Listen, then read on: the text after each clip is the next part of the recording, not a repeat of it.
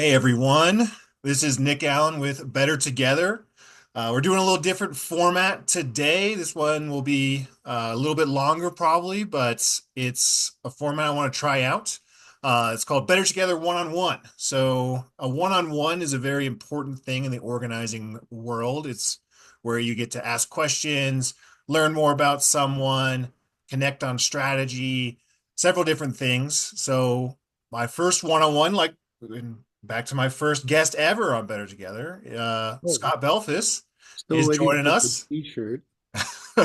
for our inaugural one-on-one. So, Scott, reintroduce yourself to the audience if you would. What role are you in currently, and yeah, what's going on with it? Yeah, hello everyone.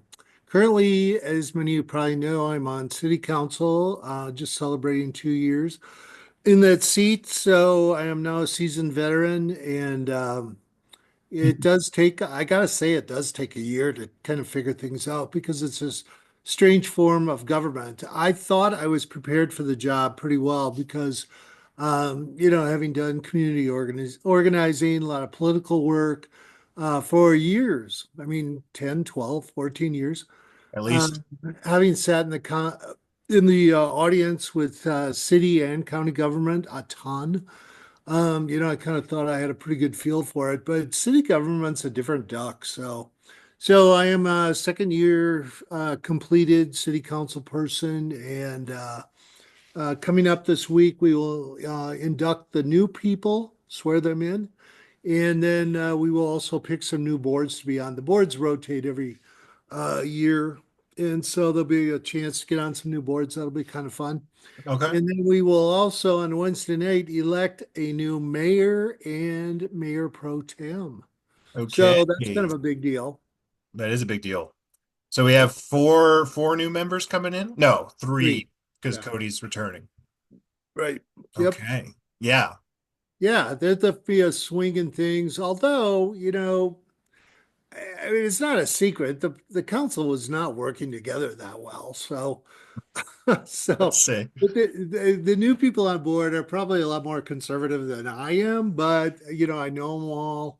I've worked with them all, and other than Robert, not so much, Ballard, but the other ones quite a bit. So, Hmm. we've already chatted a little bit, and we can get some stuff done. I mean, they might be quicker to make some decisions, which would be okay with me. They might not be as open to working on some sustainability projects. Hmm. So there's an education piece in there, but that's okay. And definitely during the forums, as you well know, Nick, there was a lot of outcry about not enough communication with city council from city members. And that is something I've been working on a lot for the last 2 years. Didn't get very far with it. Cody was working with me on it, and he'll be on council continuing. So we're hoping to, have a lot more roundtables, specific issue conversations. It's very limited when you come to city council meeting, you got 3 minutes to make your opinion. Right. Well, we need more time than that, and we need more people at the table. So anyway, there'll be some changes. Sure. Yeah, of course. Always. Changes, change at the end of the day is change. That's the only constant. So, I Yeah. mean, I agree with you, especially on that. I've done several public comments in my day. And yeah, I call it jokingly, 3 minutes of hate from like, 1984 style. You just go up there, say your piece. You're not going to get an answer on that. If you ask a question, you're not going to really get an answer on it. Maybe if the council's feeling like it, but you're not really supposed to ask a direct question of people. And like, there's the quorum is sometimes enforced, other times not. And so, yeah, I think that's a lot. There's a lot of frustration that can come from that. So how are you, or what are you planning on doing differently to try and get more of those voices? Well, at a very minimum, we 2 months ago we had a nice roundtable with council, department heads, and members of the building community. Okay. So, Home Builders Association, Western Colorado contractors. realtors, all those people. So it was a big powwow. It had never been done before, and it went okay. It Hmm. was meant to be more of a listening thing on the city council's part, so there wasn't a lot of comment from us. Um, and but there's tons of stuff we can, the homeless situation.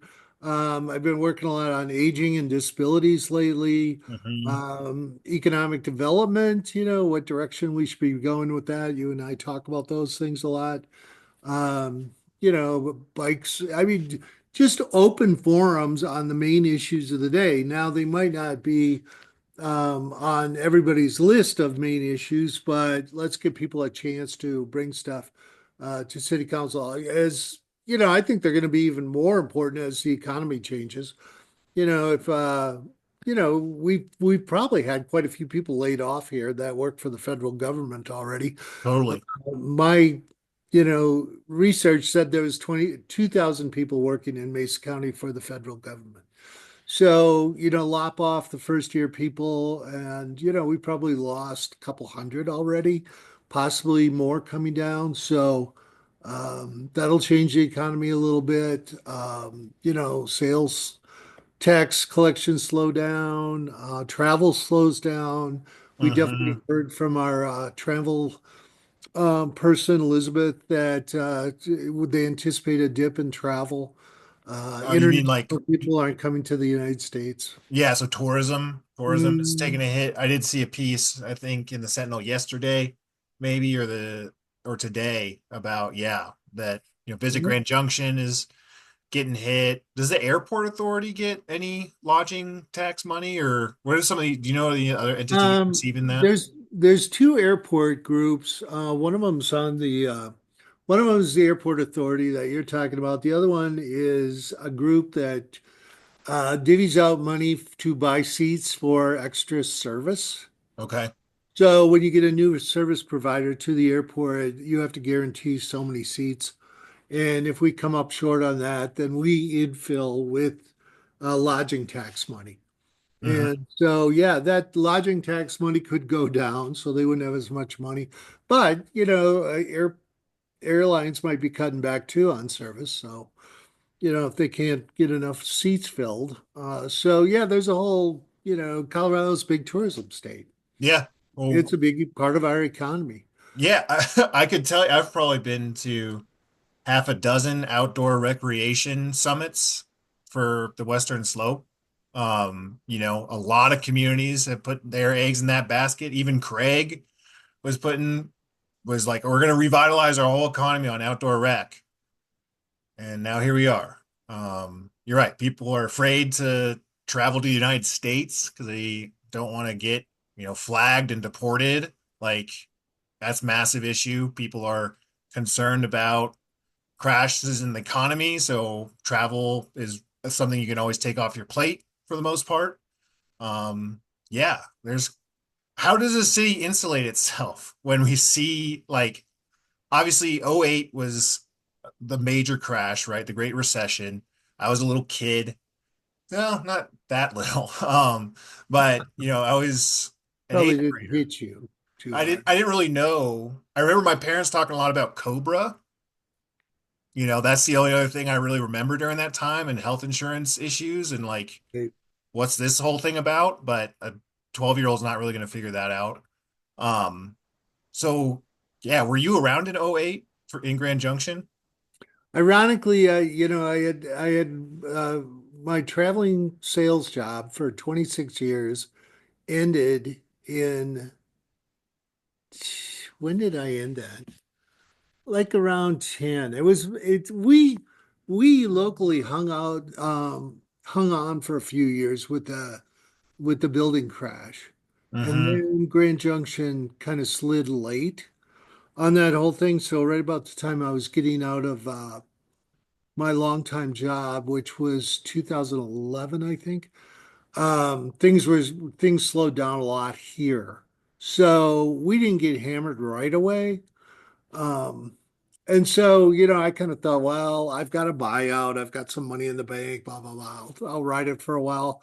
I'll pick up a easy job just to fill in, have some Sure. little travel money.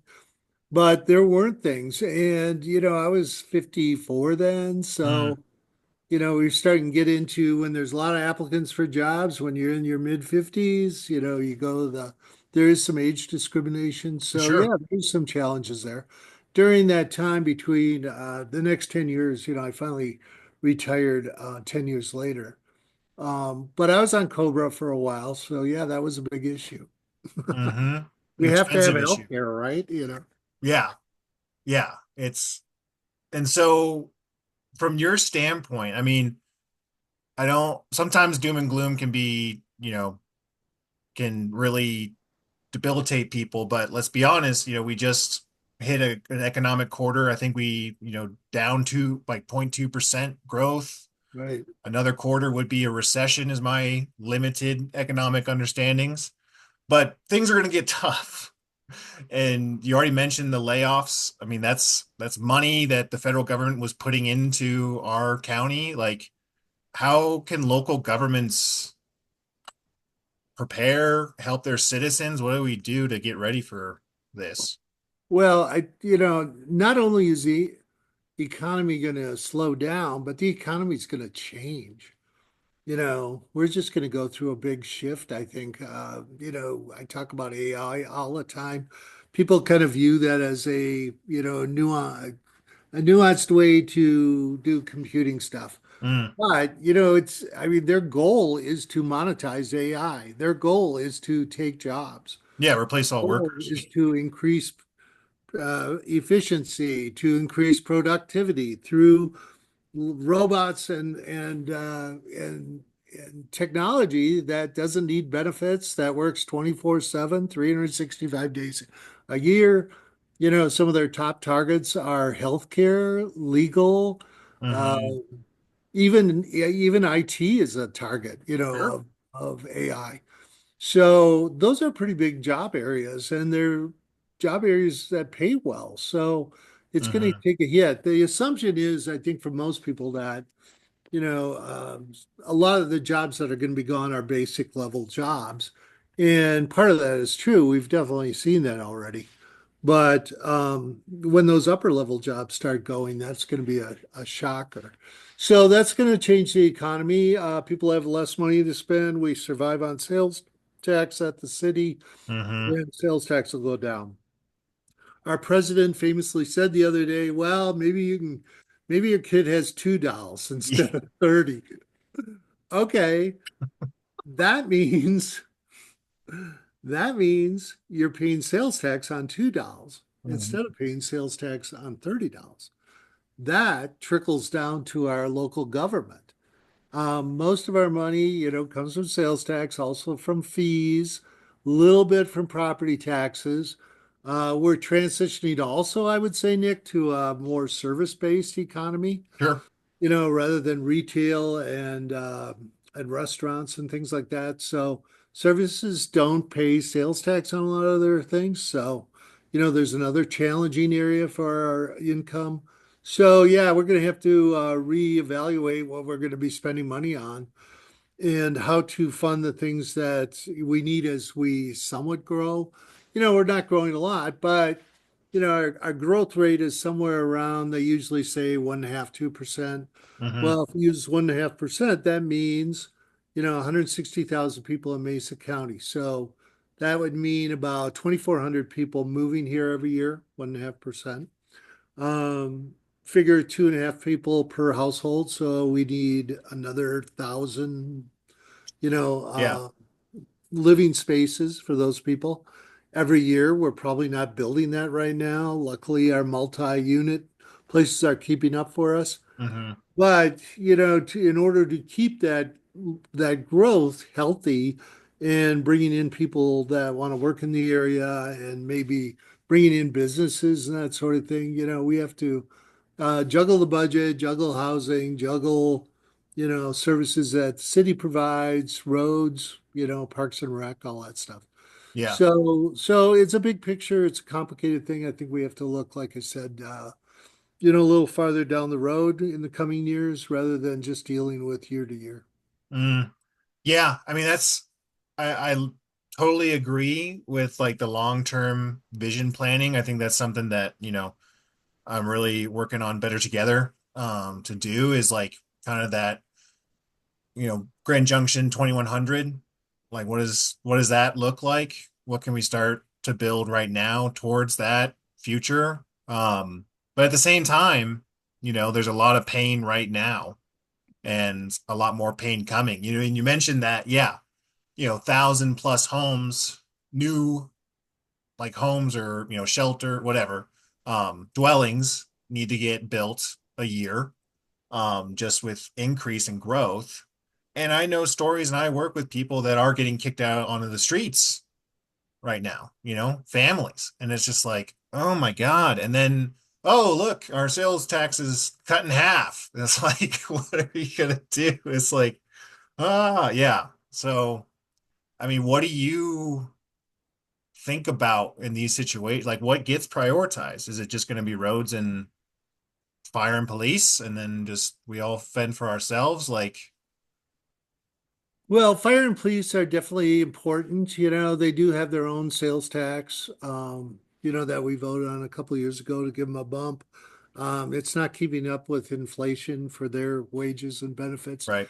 that they have to compete for recruiting in other areas. So, how to work with those guys. We talked last week with them in a orientation meeting, and it seemed like fire was in pretty good shape.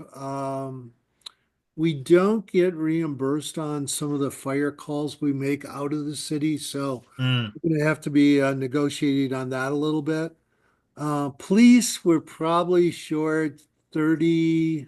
We're actually what we're budgeted for right now is about 130 police officers. But Grand Junction isn't just 70,000 people. mm. During work days, we balloon up to 111,000 people Wow. because of the people coming into work here. On big event weekends, CMU graduation, um, big concerts, events going on. Yeah.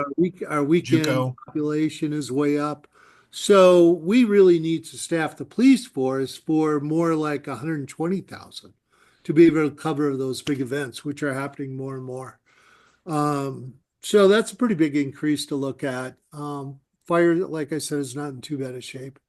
And so those guys we have to work with because they're super important. And then fire gets also on the economic development piece because the insurance companies are hammering down on where you can build and how Mm, close you have to be from a fire station, or it makes your insurance rates go way up. And that's commercial and residential.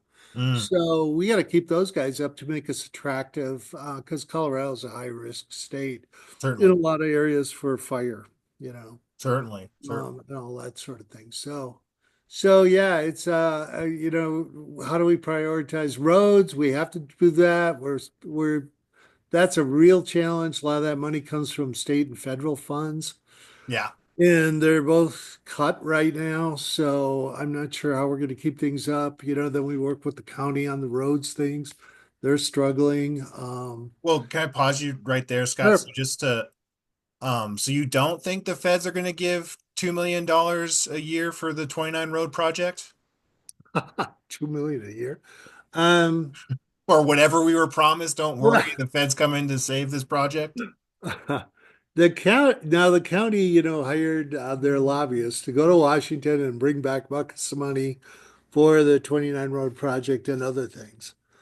I can't imagine that that's going to work. So, I mean, people have a low tolerance of traffic around here. They're not used to living in the city. So, Sure. there are pinch points around town. I think we'll probably have to learn to live with some of this stuff and tweak it as we go. 29 Road, even if it was built, the interchange is not going to help our traffic situation much, as we pointed out, improved, I think, in many ways. Hmm. But we are going to have to deal with some stuff. They are getting a little bit more money for public transportation. They're going to increase service along North Avenue, and we are going to have 3 months of free bus service this summer, June, July, August. So that'll help a lot of people. Oh, nice. Yeah, so there is some money coming through those ways. There's little pockets of money out there here and there for things, but to go to the taxpayers right now, I mean, I'm sure we could use multi-millions on road projects Yeah. right now, but to go to the taxpayers and say, give us more sales tax, I don't think that's realistic. We have one of the highest sales tax rates in the state already. Mm-hmm. So I am grossly opposed to going back to the public for more increases in sales tax. It especially hurts our low income Right. community. Right. So yeah, I don't think that's realistic. Then what else do you do with roads? Developers do pay for some residential roads through impact fees, or at least help out. That doesn't cover the whole cost of all that stuff, and they're fighting on that. But we did pass that, so I think we're in as good a shape as we can be on those things. And then what else do you do? Go to tollways. I mean, do you want your neighborhood road to be a toll road? Yes. That's my Probably goal. not. But Just my direct neighborhood loop, I'll charge people to come really, into. yeah, let's put a toll road just from, I don't know. B and a half. We'll make B&a half a toll road, and then we can get See how some it goes. sidewalks in my neighborhood and crossing street Yeah, signs. It'll be yeah, great. yeah. I mean, it's going to be a gigantic challenge all over. And unfortunately, those are some of the most expensive things to deal with. Mm-hmm. Infrastructure things are Infrastructure. really a bite. Yeah. So, yeah, that's really much a challenge. Well, I mean, we typically don't focus. I mean, you and I talk a lot national politics, and I'm trying to, keep this as local as possible. But I mean, this is local in regards to, I think the Biden administration with, both the Infrastructure Act and really the Inflation Reduction Act had a real potential of moving money through. But the biggest fault I give the Biden administration, and this was just working with people at like USDA, and the state, Colorado, and it wasn't the lack of funds to distribute, it was the lack of people to help distribute those funds. There was so much money that was left on the table because they weren't getting it out. It's one thing to pass a $1 trillion budget or whatever it was, you know, and a whole nother aspect of getting that money out and working in communities. It's crazy. Yep, get that money moving. It's a big, big deal. Yeah, they didn't. I don't know how much of that is actually, gone. Right. It's not on the sidelines anymore. Hmm. Um, and those were some really important funds. So yeah, it is very difficult. So yeah, I'm not sure what we need some magic wand. The other thing in Colorado, to do mountain roads is astronomically expensive. Hmm. And a lot of those roads are critical to get from one town to another. A Oh, lot of the I-70. resort towns are, I mean, look at where Telluride is. There's one highway going through that area, and it's very treacherous. So, and trying to bring back Craig, there's two roads up Hmm. there, and they're long and expensive and need work. So, Hmm. there's the economic potential is really on hold for a lot of those rural areas until we can, really improve their transportation and the roads. So, it's not just a road thing, it's also a transportation thing. Do we increase bus services out there? People can't afford cars anymore. They need to get their appointments at the doctors in Grand Junction. Right. Do we have a feeder system? I think we have to think differently now as far as how we do transportation. There's too many things out there, in my opinion, that are one-use things. Mm. We buy a $500,000 Caterpillar, bulldozer. Okay, so it's there when we need it, but it sits there 85% of the time. Mm. Why don't we have pools using school district, Yeah. county, maybe even other counties in these pools to share equipment and use on different things. Likewise, bus service. Why does a bus just have to go and transport people? Back in the day, I used to ship a lot of stuff on buses, down to like Durango, Ignacio. You could throw it on the Greyhound bus, it would be down there the next day. Hmm. 9/11 goofed a lot of that stuff up. It was all about security. Maybe we have to get back to that, that we can move transportation. Maybe we can move farm goods, on Sure. buses and also bring people in. So, I just don't think we push the push the um, idea factor very far around here. Sometimes we're kind of isolated and we have to think a lot more creatively and a lot more, sitting at the table and thinking about some new ideas and some new solutions. I mean, I've been thinking about a lot of just going on those lines of how many times the argument of we're doing this, we're doing X because it's always the way we've done it. And like that's not an answer. Right. That's just words. Like Right. we still need a reasoning behind what we're doing versus just, well, that's how it's been done. And yeah, and I hear you. I think, there's do you see any opportunity with the new council in regards to increasing cooperation with the county and the school district?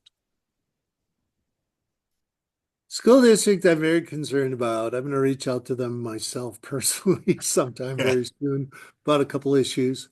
I don't see that door opening with school district. We can make it a campaign issue, with the school board election coming up, I guess, but we frame that, in a way that can be answered in a forum and that the public will understand where we're going with it. With the county, Robert Ballard's on the county planning department. Sure. Does he get to keep that And seat? Probably. what's it? Can he keep that seat on the planning commission? Yeah, as far as I know. Yeah, that'd be good. So, and then Cody Kennedy is kind of thrown out there that he wants to be a county commissioner. Oh, So, yeah, yes, to little get, breaking news here. he threw it out at the Bagels boys Oh, okay. bunch. Yeah. So I'm a little concerned about that, quite frankly, because I don't see the county as being overly progressive, as far as economic development and affordable housing and those sort of things. They kind of give a lip service. I You almost feel know, like most counties operate that way. yeah, Yeah, right. Yes. I yeah. mean, you're right. But isn't it time to get over that? Sure, Let's yeah. break the mold. I've been at a couple things with the county talking about economic development, and they didn't have much to talk about. Hmm. And they kind of blame the voters for not giving them their um, What was Tabor they were, refunds yeah. Hmm. back. That the community was not giving them money to fix the roads. Well, we should have debruced a long time ago, right? And they would have had this money. So, Well, that question was also on the same ballot as 29 Road. yep, Nobody was happy about that. it was a bad plan. Yeah. And we had voted on one of those road things a couple of years earlier too. So anyway, maybe the county's gotta, rethink the way they do things, and we have to work together a lot more. Now the county loses their minds when I say that we don't work together, and they rattle off all kinds of things. Now they run the health department, Hmm. human services, workforce center, and we do collaborate on a lot of those things, a Yeah. lot. And Presigo, it's a city county thing. There's a lot of things like that. But that's status quo. Yeah, we've done those and they've always been that way. But the whole world is changing. And I think we have to, create some new opportunities and some new ways to save money and some new ways to provide more services. I just don't see how all these little entities can continue to run themselves on limited funds. There's Sure. 17 fire districts around here. Whitewater, Glade Park, all these places. How can they all keep running like that? Hmm. And us providing services and not getting reimbursed for helping them, quite frankly. Now the county does, the sheriff's department co-ops with us on a lot of things, and there's a good example, but and those are areas that the county has expanded their sheriff's department a lot. I think they added 28 new positions last year, Mm, which was a ton. That's like an additional 12%. And which took some of the pressure off city responding to 32 road things. sure. But it also took away from their general funds budget, to put more money into safety. Hmm. So, and then they took on Colburn, the sheriff department collapsed, and sharing um, positions that are really hard to recruit for, might be an idea as well Yeah. because Yeah. it took us 2 years to find three people for our planning department. And as it was, I think they're all greenhorns. So, how can we share some of those services back and forth? I Hmm. have I have lots of hope for AI, solving a bunch of these problems, or at least getting us in the right direction. You know, I Yeah. think I think AI can take out the low-hanging fruit. AI is going to help you apply for a permit to put up a new fence. Sure. Why do Sure. you have to come in 2 or 3 times to put a new fence up? Do it online. AI can help you. Off we go. So, and also, streamline permitting and all that stuff. The county does a pretty good job with building inspections and stuff like that. But, the city, not so much. No, Hmm. we don't do building inspections, but we do a lot of permitting and things like that. And at the last economic summit, they brought that up time and time again that we are way behind with cities that we're competing against to lure businesses here on permitting. There was, some insinuation that our permitting was way too cumbersome for Costco to come here, and maybe that was part of the problem why they didn't come. I have no idea if that's true, but it definitely is a concern that, if you're going to start a business here or open a new franchise or stuff like that, that it may, if you're doing brick and mortar, entrances, exits, parking lot, all that things, it could take you 2 years to get through that whole process. That's very scary to me. Hmm. That's not business friendly. And Sure. Colorado has added a lot of laws lately, about different things.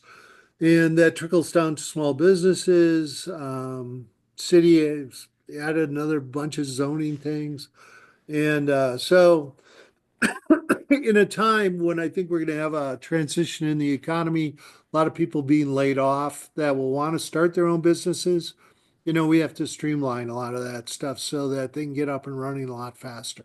Hmm. Hmm. No, I mean, that makes sense. I think, and I like the idea of, maybe taking some things from the county that they're doing successfully, but also it's interesting with, the three major, I mean, like all of your budgets combined is almost is nearing $1 billion.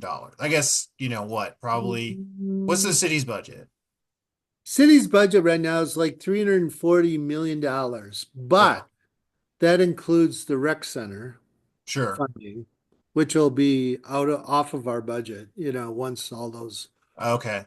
just the payments on the bonds will be on our budget. So it'll go from 70 million to, you know, 3 million or something, whatever our payment is. Sure. And then the same thing with the water and sewer thing. It's about 70 million bucks.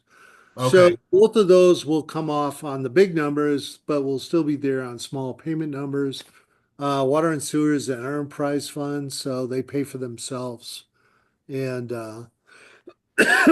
so those budgets will be coming down and they'll be, driven by property tax and sales tax collections. So, Mm, we do have some pretty big budgets, but we also have some declining revenues or stagnant revenues at best. So, as we all go to the well to order trucks and roads and all that stuff, shouldn't we be combining our purchasing power hmm. or sharing Hmm. a lot Hmm. more?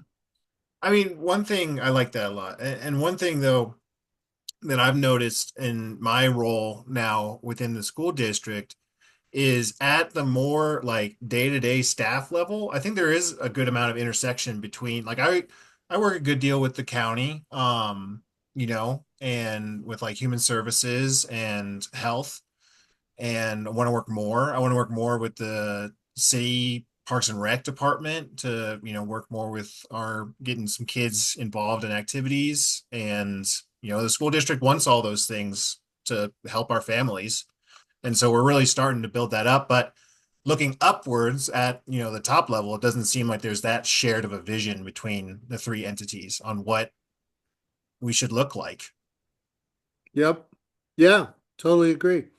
As incomes are challenged more and more because of pressure from housing costs and food costs, everyday Yeah. costs, Yeah. the more we can provide for affordable recreation opportunities, participation in, things going on in the community.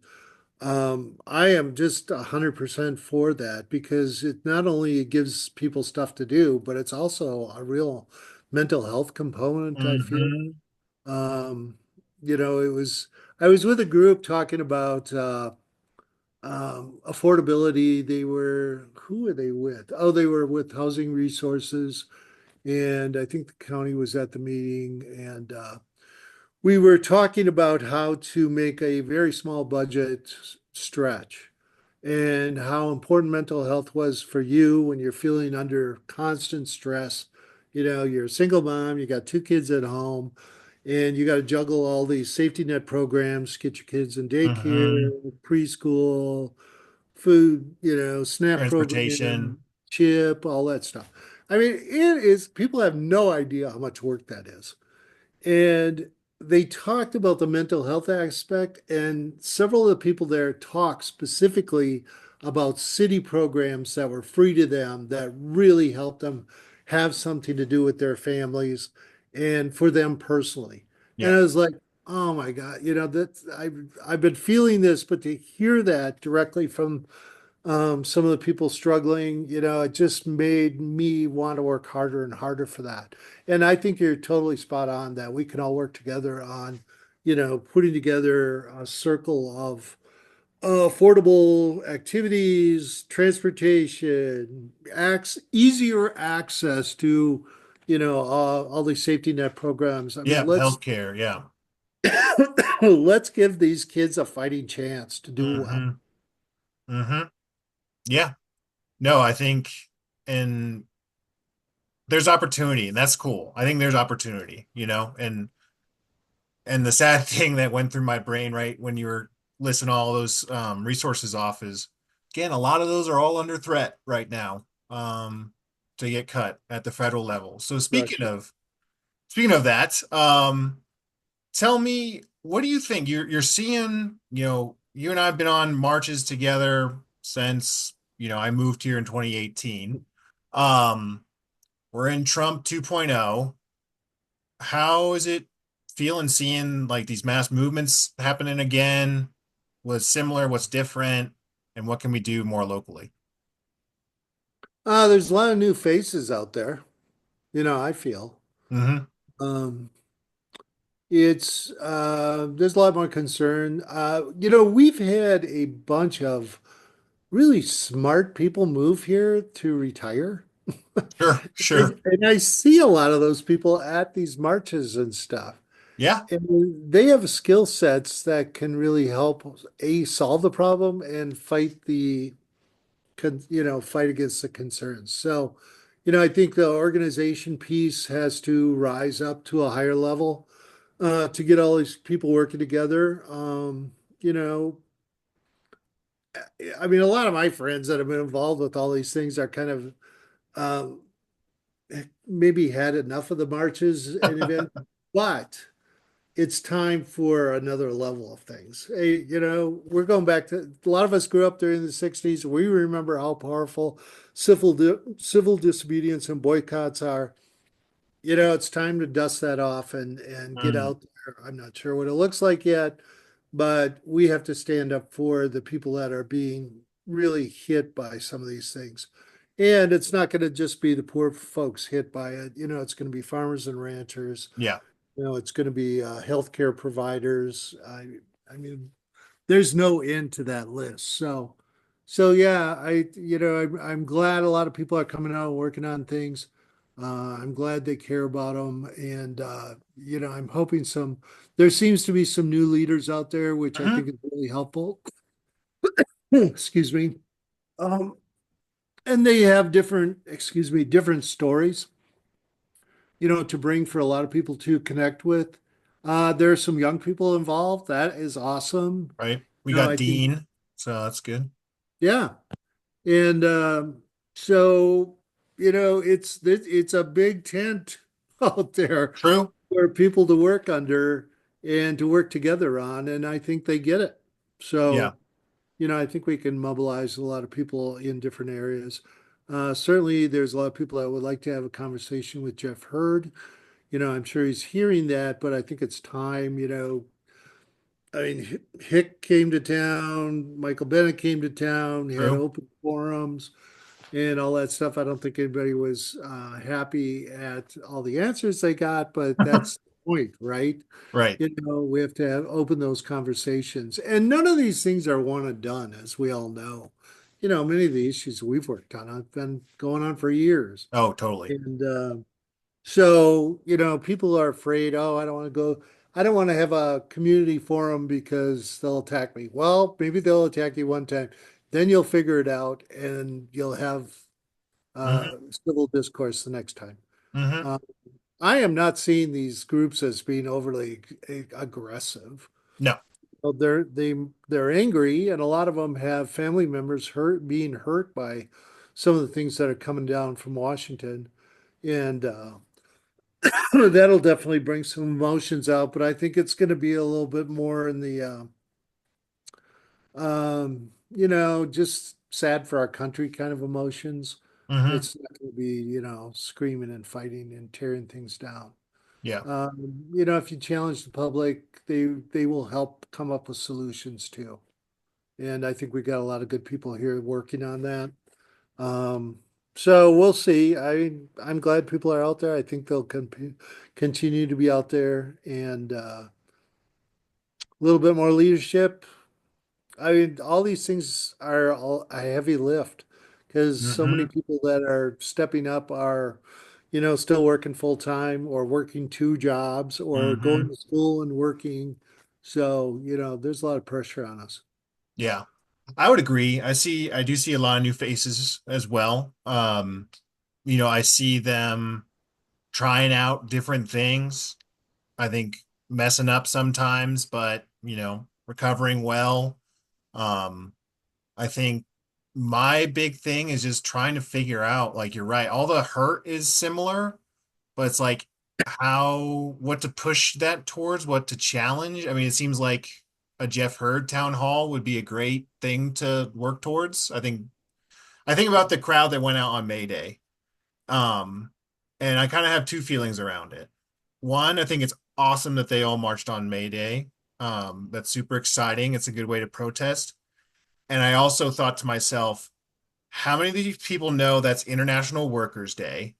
And how many of these people are going to fight for like workers owning the means of production, which like at the end of the day was the symbol of May Day, of that full like workers' rights, worker power future. I don't think some of those people would agree with that. They're kind of they don't want to mess around with our economic system to the magnitude that May Day calls for, but they're still in the streets. So I'm Right. just like, will these people go back to this? I'm not trying to be rude because I think there's some that will stay active, but will these people go back to brunch once Trump's out and Pete Buttigieg is president? And they'll say it's we're okay again. And then in 4 years, Buttigieg will lose and Rubio will be president and we'll be back in the streets and we'll be upset. And it's like, we're not going to make good change. Yeah, and with all the things happening with tech and government and budgets and all that stuff in the whole world, I it goes back to some of my, conversations about new economic models. People really have to realize that the only way for a lot of people to have wealth is to A, have their own company or be part of a employee owned or a co-op. I mean, look what's going on around here. During the downturn, 07, 8, 9, 10, a lot of the longtime locally owned businesses got sold off to private equity. Sure. So that money is no longer churning. I mean, the jobs are still there. They're still part of our economy, but the owners are not in town anymore. They're Yeah. extracting wealth out of our hands. And look at how our housing situation has changed. Now we have multi-units, thousands of new apartment buildings. Not one of those is owned by a local person. Sure. I mean, some of the smaller ones are, but not the big ones.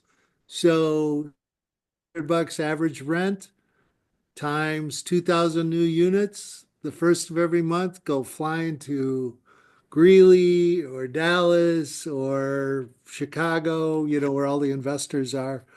And that's going to just continue going up. So how do people help themselves and how do local economies help themselves to keep that money in the community and Hmm. to churn building that? So I think it has to be different business models. And that employee, talking about that employee, I think we have to educate people. There is actually a state department for encouraging employee-owned businesses. Okay. I didn't know this. Yep. So I think, talking about that model and encouraging it and supporting it, I would be a good economic thing for us to do locally. Hmm. GJEP, dances around the maypole all the time, every time they get somebody to come in, but almost all those companies are out of the area employers. They Right. all are. Yeah. It's like, oh my This God. big mining company that's coming in, like, They're from Nashville, I think, yeah. or somewhere out there.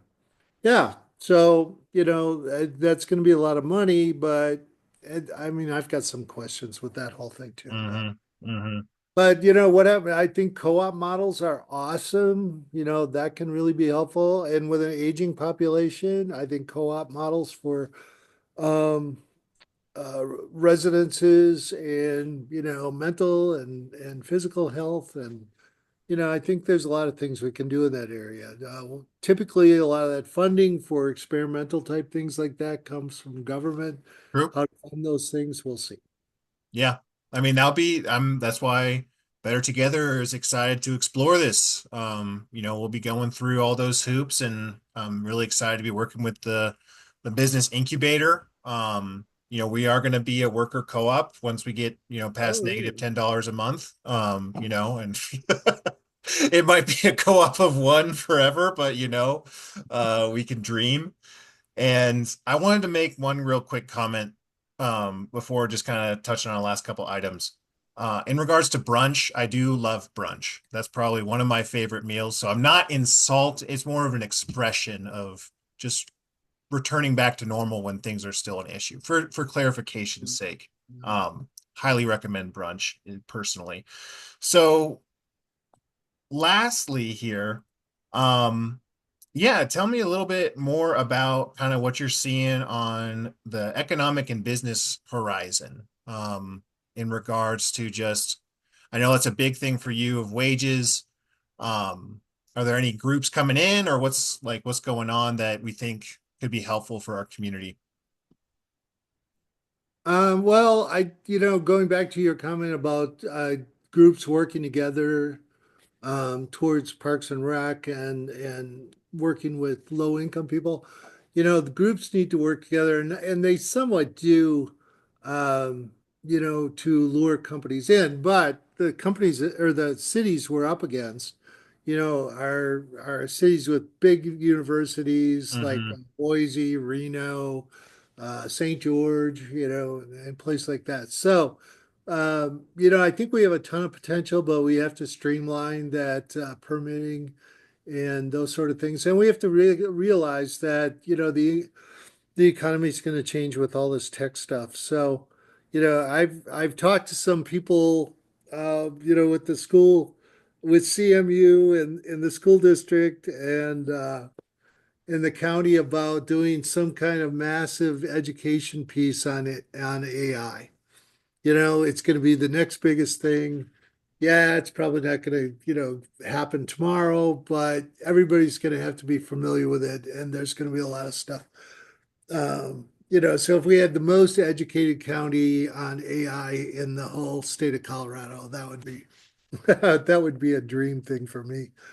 Um, I think we have tons of potential with outdoor rec and not so much just attracting tourists. I think the engineering and building and creating new ways to recreate in the outdoors could be a gigantic thing. I think we missed out on our first round opportunity for that, but we had some legislators and elected officials that saw recreation and wineries and those sort of things as Hmm. just foo-foo stuff and didn't really give them a lot of support. I mean, right now, in my opinion, we could have been the mountain bike engineering capital of the world. Sure. We were on the we could have been on the cutting edge of all that. So, I think transportation is going to be a big piece, and we can do some creative stuff with that. Multimodal, transportation, definitely we could be big on that. But there's a lot of tech stuff going on around here. If we can build that water tech thing, security thing is very interesting. So, encourage people to build. We have got to be able to attract talent. Hmm. That's a big challenge. And Colorado has thrived on that. We had that Colorado anomaly that we had one of the lower college graduation rates in the country, but we had one of the higher number of college grads in the country living here. Hmm. So they were coming in. They were coming in for the Colorado dream, live the outdoors, live the exciting, and At first, I thought you said the Colorado Green, which I think is also maybe a dream. reason why they, That was a little boost. yeah, let's That be was honest. Yeah. definitely a boost at a good time. Yeah. Right. You needed that. Um, No, the Colorado Dream. And so, I think we can still attract talent here, but we don't have the housing piece in place. And we don't have the Right. quick, let's get things up and running thing in place. Right. So, if we can get some affordable single family housing going, I think that would really help.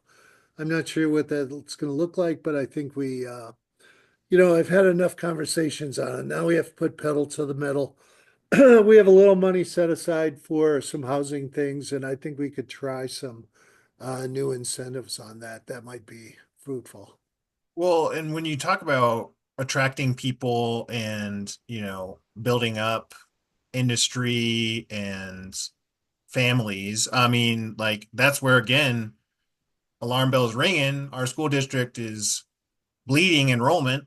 And this is something that would boost it. We want to keep our schools open. We want to have a strong public education system. And it's kind of can be, it's almost, I don't know the acronym or the analogy right now, but, dog chasing its own tail, I guess. Like if you start losing enrollment, you start closing schools, less families are going to move here because the schools are closing. But if you have more families, you can open them. Like, yeah. So it's really a needed partnership with self-interest in both entities.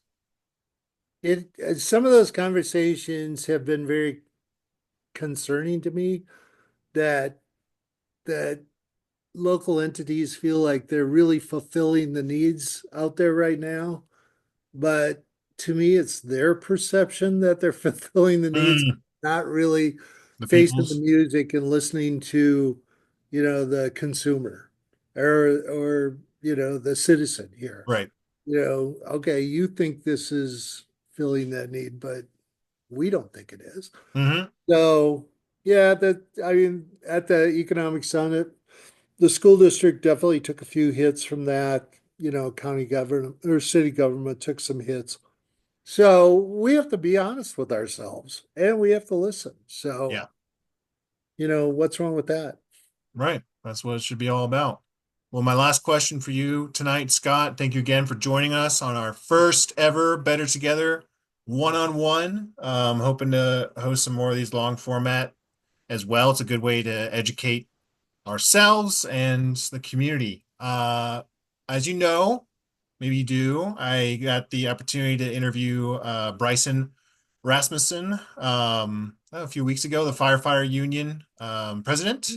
I didn't listen to that yet. I'll be Yeah, interested. I've been that's talking cool. to Bryson for a while. He's a good dude. He came out to MVA's negotiations too, Oh, to yeah. little union solidarity. So he said he's going to be presenting to you all in like June or July. How are you feeling about recognizing the union these days? Better now. Yeah, better now. I mean, to me, it wasn't intimidating because they weren't coming to the table asking for a 50% wage increase. Right. That wasn't the deal. They wanted security and they wanted to protect their members and that makes a lot of sense to me, especially with turnover constantly going on in the city and leadership and those sort of things. So, would make us more competitive in the area. I think the new people on council all talked. I think several of them were endorsed, Yep. which was I was kind of surprised about. So I think it's all teed up. I mean, we just have to, you negotiate a little bit more about what that looks like and calm down some people at the city that are very much against it. Sure. But, I think, it's a different time. And if we're going to, continue to grow, these kind of things are going to come to us as a Mm-hmm. larger urban area, and let's deal with them. Yep. So, yeah, I think we'll be fine. Yeah. That's great to hear. I'm excited. We'll be trying to cover as much of that as we can. Um, so hopefully our schedules match up. I think I'll just say thank you so much, Scott. Yeah, Um, good to see you. yeah, we really appreciate it. You just want to hang on the line. We'll kind of touch base on a couple other issues, but this is Better Together. Thank you all so much for listening to this video podcast. And this will be out on YouTube, and then I'll be putting it up on the Better Together Facebook page tonight. And we will hopefully see you all at the next MVEA negotiations happening at R5 High School in the Harry Butler boardroom. That's the new R5 High School. We had a few people go to the old one. So make sure you're looking at the one on Grand. And that will be May 8th, this Thursday, starting at 5 o'clock. So look forward to seeing those who can make it. Thanks again, Scott, and thank you all for watching tonight. Good job, Nick. Thank you.